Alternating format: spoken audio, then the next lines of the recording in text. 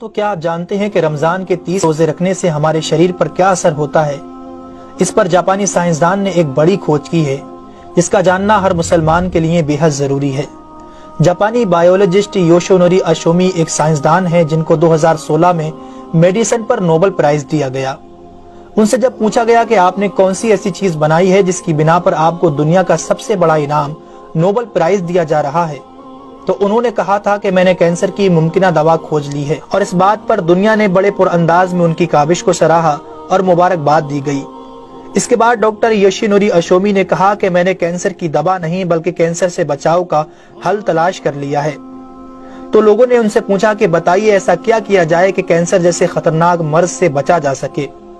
تو انہوں نے کہا کہ جب ہم بھوکا رہتے ہیں تو ہماری باڈی میں موجود غذائیت ختم ہونے لگتی ہے، جس کی وجہ سے جسم بھوک محسوس کرتا ہے۔ اگر اس بھوک کے دوران جسم تک کھانا نہ پہنچے تو ہمارا جسم بھوک کی شدت کی وجہ سے اپنے اندر موجود ان زہریلے سیلز کو کھانا شروع کر دیتا ہے جو کینسر کا سبب بنتے ہیں۔ اس عمل کو میڈیکل کی لینگویج میں آٹوفیگی کہا جاتا ہے۔ اگر آپ چاہتے ہیں کہ آپ کا جسم ایسے بیمار سیل سے پاک ہو تو آپ کو بھوکا رہنا چاہیے۔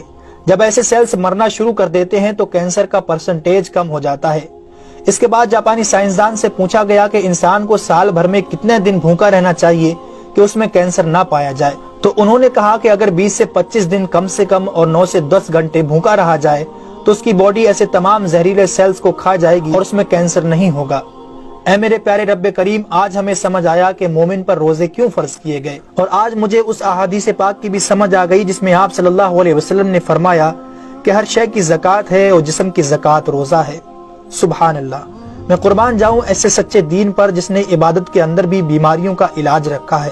دوستو، اسلام وہ دین فطرت ہے جو زندگی کے ہر شعبے میں راہ اعتدال کی تعلیم دیتا ہے۔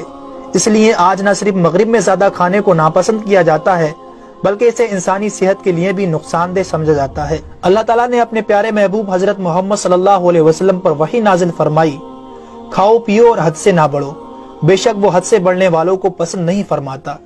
اس کے علاوہ حضرت ابو ہریرہ رضی اللہ تعالیٰ عنہ سے روایت ہے کہ رسول اکرم صلی اللہ علیہ وسلم نے ارشاد فرمایا، کھاؤ پیو اور پہنو اور خیرات کرو بغیر فضول خرچی اور تکبر کیے۔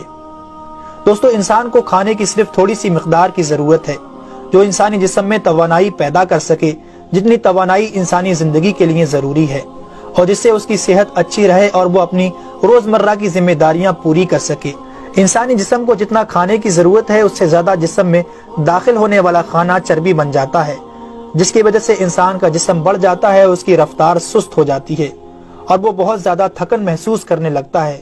اس کے علاوہ انسانی جسم بہت سے امراض کا شکار بھی ہو جاتا ہے۔ اسی لیے اللہ تعالیٰ نے روزے فرض کیے تاکہ 11 مہینوں کے دوران کھانے پینے کی بے احتیاطی کا ازالہ ہو سکے۔ قرآن پاک میں اللہ تعالیٰ نے روزے رکھنے کا حکم ان الفاظ میں بیان فرمایا ہے، اے ایمان والو، تم پر روزے فرض کیے گئے جیسے کہ تم سے پہلوں پر روزے فرض کیے گئے تھے تاکہ تم پرہیزگار بن جاؤ۔ دوستو، قرآن مجید میں بیمار اور مسافر کے لیے روزے مؤخر کرنے اور جو روزہ نہ رکھ سکے ان کے لیے فدیہ ادا کرنے کا حکم دیا ہے۔